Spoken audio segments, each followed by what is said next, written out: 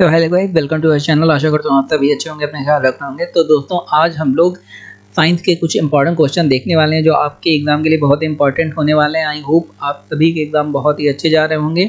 तो जिनके एग्जाम नहीं हुए हैं वो इस वीडियो को बड़ी अच्छे से, बहुत अच्छे से देखिए। जिनके एग्जाम हो चुके हैं वो भी अपनी नॉलेज बढ़ाने के लिए इस वीडियो को डिटेल में देखें, समझें एक एक क्वेश्चन, क्योंकि आगे और भी एग्जाम लगे हुए हैं, उन सब की तैयारी आपकी चल रही होगी।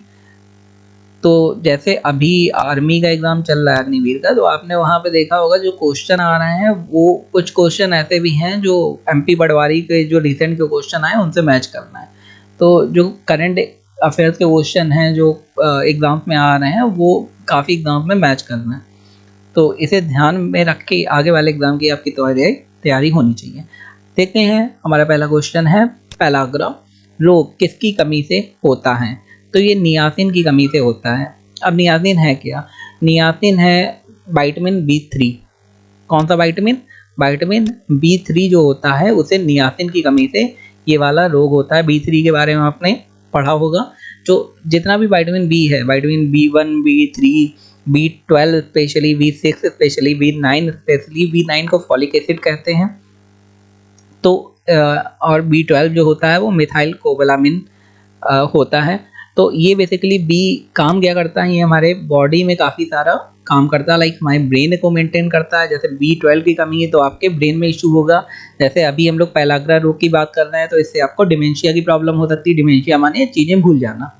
दस्त की प्रॉब्लम हो सकती है। तो अगर ये इसकी कमी होगी तो ये वाला रोग होगा, और इसकी कमी से होगा बी 3 की कमी से। आगे देखते हैं, चंद्रमा के तल से आकाश का काला दिखना किस कारण होता है? तो भाई, अगर आप चंद्रमा पे जाएंगे तो आकाश को देखेंगे तो काला दिखेगा, मीन ब्रह्मांड आपको काला दिखाई पड़ेगा। सिंपल सी बात है।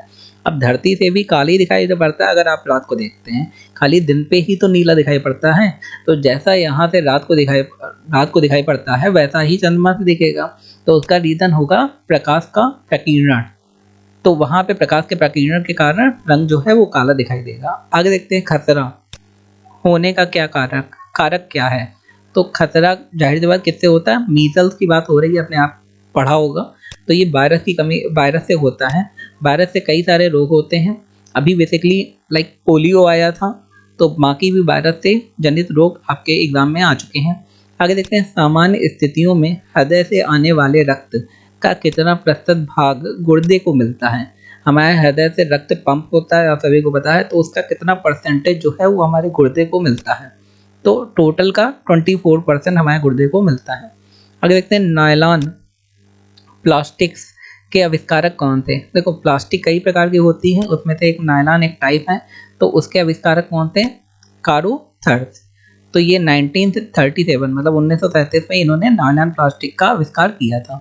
आगे, स्टाइल TiO3 किस धातु का अयस्क है? तो टिटेनियम, अगर आपने नाम सुना होगा तो इसका जो अयस्क है, जैसे आपने लोहे का अयस्क पढ़ा होगा, तो टिटेनियम का अयस्क जो है रूटाइल है। तो इसका फॉर्मूला TiO3O2। तो आजकल फॉर्मूला तो आ ही रहे हैं। आगे, लेड ऑक्साइड, इसका फॉर्मूला देखिए PbO। फॉर्मूला आ रहे हैं, इसलिए आपको सारे फॉर्मूला पढ़ के जाना है, क्योंकि आपने देखा होगा पिछले एग्जाम में फॉर्मूला काफ़ी आए हैं कि किसका क्या सूत्र, रासायनिक सूत्र क्या है। का व्यापारिक नाम क्या है? तो इसका व्यापारिक नाम लिथार्ज है। अगर आपने पढ़ा होगा तो ये काफ़ी जगह आपने पढ़ा होगा, लिखा रहता है लिथार्ज, लेकिन इसका मतलब आपको नहीं पता होगा। तो ये बेसिकली लेड ऑक्साइड का व्यापारिक नाम है। आगे, हिंदुस्तान ऑर्गेनिक केमिकल्स लिमिटेड कहाँ पे स्थित है? तो ये एक कंपनी है। तो ये कोलाबा, महाराष्ट्र में स्थित है। नाम क्या है? Hindustan organic chemicals limited. तो दोस्तों, आगे बढ़ने से पहले मैं आपसे एक रिक्वेस्ट करना चाहता हूं कि जिन दोस्तों ने अभी तक हमारे चैनल सब्सक्राइब नहीं करा, सब्सक्राइब करना और बेल आइकन को दबा दें। बिकॉज यहाँ पे हर एग्जाम की तैयारी हो रही है, सारे सब्जेक्ट की तैयारी हो रही है। तो सब्सक्राइब करिए, आपको चैनल बार बार ढूंढने की जरूरत ना पड़े, इसलिए आपका सब्सक्रिप्शन जरूरी है। Because your subscription is our motivation. चलिए आगे देखते हैं क्वेश्चन। स्तनधारी प्राणियों में रक्त का सबसे अधिक तापमान किस पशु में होता है? तो स्तनधारियों की बात करी गई है, तो स्तनधारी में सारे आ जाते हैं। तो उसमें रक्त का सबसे अधिक तापमान किस में होता है? भाई, व्हेल मछली में रक्त का तापमान सबसे अधिक होता है। जाहिर सी बात, वो वाटर में रहती हैं, पानी में रहती हैं, तो इतना इशू नहीं आता। आगे देखते हैं, रेडियो एक्टिविटी की इकाई क्या है? तो वो है बेक्यूरेल। तो ये भी इंपॉर्टेंट क्वेश्चन है, आपने पढ़ा शायद ना हो कि रेडियो एक्टिविटी तो आपने पढ़ी होगी कि क्या होती है, उसकी इकाई बेक्यूरेल है। ध्वनि से संबंधी क्वेश्चन आए हैं, तो ध्वनि से संबंधित विज्ञान क्या कहलाता है? एकॉस्टिक। तो ये क्वेश्चन आया भी था कि ध्वनि से संबंधित विज्ञान को क्या कहते हैं? इसे कहते हैं एकॉस्टिक। आगे देखते हैं, इलेक्ट्रॉन की विराम ऊर्जा होती है, तो ये होती है हमारी 0.51 MeV। आगे, प्रदीप्ति घनत्व का मात्रक क्या होता है? तो ये होता है हमारा फ्लक्स, प्रदीप्ति घनत्व का मात्रक। आगे देखते हैं, बादल का हवा में तैरना, इसका कारण क्या है? आपने देखा होगा कि बादल जो हैं हवा में तैरते हैं, इसका मेन रीजन क्या है कि वायु की श्यानता मीन्स विस्कोसिटी एवं अपने कम घनत्व के कारण। सिंपल सी बात है, जिसका घनत्व कम होगा वो उसके ऊपर तैरती रहेगी क्योंकि वो दूसरी चीज से हल्की होगी। तो बादल जो हैं वो हवा से हल्के होते हैं इसलिए ऊपर रहते हैं। दूसरी बात, जब आप पानी में कोई चीज तैराते हैं वो काफ़ी चीज़ डूबती नहीं, जैसे लकड़ी की चीज डूबेगी नहीं क्योंकि उसका घनत्व उससे कम रहेगा। आगे देखते हैं, जीवन के उद्भव का प्रथम वैज्ञानिक विवरण किस वैज्ञानिक ने प्रस्तुत करा? तो ये AI ओपेरिन ने करा था। आगे देखते हैं, इंसुलिन की खोज किसने करी थी? ये क्वेश्चन आया भी था, बताने की जरूरत नहीं है। FG वेंटिंग ने इंसुलिन की खोज करी थी। आगे देखते हैं क्वेश्चन, विटामिन C का रासायनिक नाम क्या है? एस्कॉर्बिक एसिड आया था क्वेश्चन। सुपर फॉस्फेट उर्वरकों का सूत्र क्या है?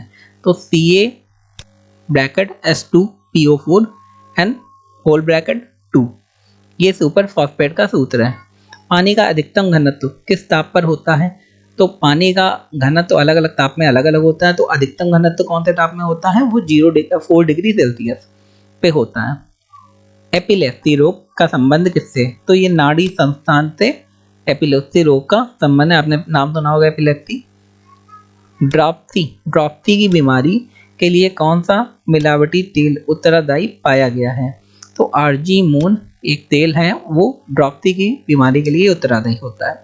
हड्डियों में फास्फोरस, ये आपको पता ही होगा, हड्डियों में फास्फोरस होता है, कैल्शियम फास्फोरस, किस रूप में पाया जाता है? तो वो कैल्शियम फॉस्फेट के रूप में पाया जाता है। ये इंपॉर्टेंट क्वेश्चन है, नोट कर लीजिए कि हड्डियों में फास्फोरस किस रूप में पाया जाता है? वो कैल्शियम फॉस्फेट के रूप में पाया जाता है। किस उपकरण द्वारा ध्वनि तरंगों का प्रयोग करके समुद्र की गहराई नापी जाती है? तो वो सोनार का उपयोग करके समुद्र की गहराई हम लोग नापते हैं। मूत्र में एल्यूमिनियम आने से किस अंग के गड़बड़ होने की संभावना होती है? अगर कुछ भी आ रहा है हमारे टॉयलेट में तो कौन सी चीज़ खराब होगी? सिंपल सी बात है, किडनी हमारी खराब होगी। दोस्तों, ये थे आज के हमारे साइंस के इंपॉर्टेंट क्वेश्चन। आई होप आपको वीडियो इन्फॉर्मेटिव लगा होगा, अच्छा लगा होगा। तो अगर अच्छा लगा है तो हमारे चैनल को लाइक शेयर सब्सक्राइब जरूर कर दें। अपने फ्रेंड और अपने दोस्तों को भी शेयर करें जिससे वो भी इन्फॉर्मेशन ले सकें। धन्यवाद।